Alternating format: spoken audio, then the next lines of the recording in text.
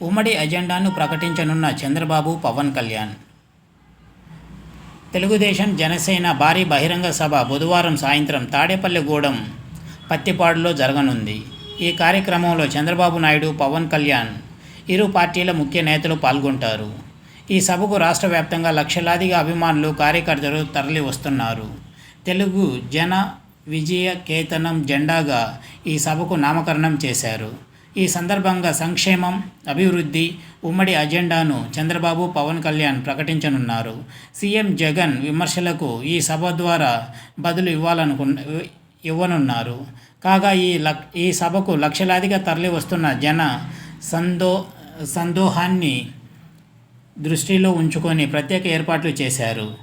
మహిళలకు ఎటువంటి ఇబ్బంది కలగకుండా ప్రత్యేక గ్యాలరీలు ఏర్పాటు చేశారు. కాగా సీట్ల ఖరారు తర్వాత జరుగుతున్న జనసేన, టీడీపీ ఉమ్మడి సభపై అందరూ దృష్టి సాధించారు.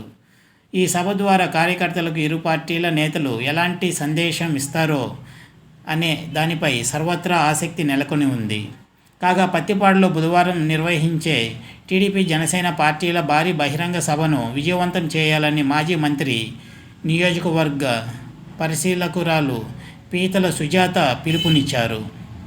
బిక్కవోలులోని టీడీపీ కార్యాలయంలో మంగళవారం టీడీపీ రాష్ట్ర ఉపాధ్యక్షుడు నల్లమిల్లి రామకృష్ణారెడ్డి అధ్యక్షతన మండలంలోని టీడీపీ, జనసేన నేతలు, కార్యకర్తలతో జరిగిన సమావేశంలో ఆమె మాట్లాడుతూ, బహిరంగ సభలో టీడీపీ అధినేత చంద్రబాబు, జనసేన, పవన్ కళ్యాణ్ పాల్గొన్నారని తెలిపారు.